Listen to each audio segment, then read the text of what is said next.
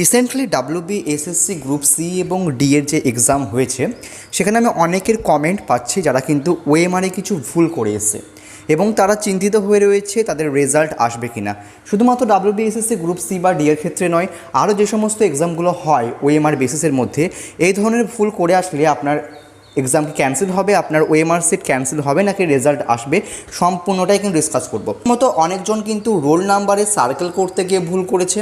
প্রথম পয়েন্ট, অনেকজন কিন্তু এখানে আমাদের যে কোশ্চেন পেপার দেওয়া হয় সেখানে কিন্তু 4টে সেট ছিল ABCD, তো অনেকের গ্রুপ সি পরীক্ষা হচ্ছে এটা ভেবে কিন্তু তারা গ্রুপ সিতে গোল করে দিয়ে চলে এসেছে, যদিও তাদের যে কোশ্চেন পেপার ছিল সেখানে কিন্তু অন্য সেট ছিল।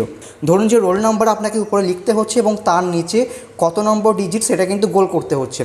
তো রিসেন্টলি একটা এক্সাম হয়েছিল SLSTর এবং সেখানে কিন্তু একটা যেটা ইনফরমেশন পেলাম সেখানে কিন্তু একজন একটা ডিজিটের সার্কেল কিন্তু ফাঁকা রেখেছিল, তার কিন্তু রেজাল্ট চলে এসেছে। প্রথমে আমাদের বুঝতে হবে যে এখানে কিভাবে চেকিং করা হয়। এখানে কিন্তু ওএমআরগুলোকে একটা মেশিনের মধ্যে নিয়ে যাওয়া হয় এবং সেখানে কিন্তু লাইট রিফ্লেকশন দেখা হয়।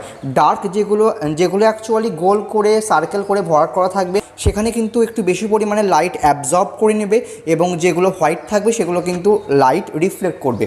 তো এভাবেই কিন্তু মেনলি চেকিংগুলো করা হয়ে থাকে। একজন একটা সিরিজের সবগুলো গোল করে দিয়েছে, সেক্ষেত্রে কিন্তু তার রেজাল্ট আসার সম্ভাবনা অনেকটাই কম রয়েছে। এবং আর ধরুন যে একজন গ্রুপ সিতে গোল করেছেন কিন্তু তার কোশ্চেন পেপারের যে সিরিজ বা কোশ্চেন পেপারের যে সেট সেটা কিন্তু গ্রুপ বি বা গ্রুপ এ ছিল, সেক্ষেত্রে যখন ওএমআরকে চেক করা হবে তখন গ্রুপ বি এর যে ওএমআর রয়েছে বা গ্রুপ সি এর যে ওএমআরের অ্যান্সার কী রয়েছে তার সঙ্গে মেলানো হবে, তার মার্কস কিন্তু অনেকটাই কম চলে আসবে, কারণ সেই সেটের সঙ্গে কিন্তু তার কোশ্চেন পেপার কোনোটাই মিলবে না।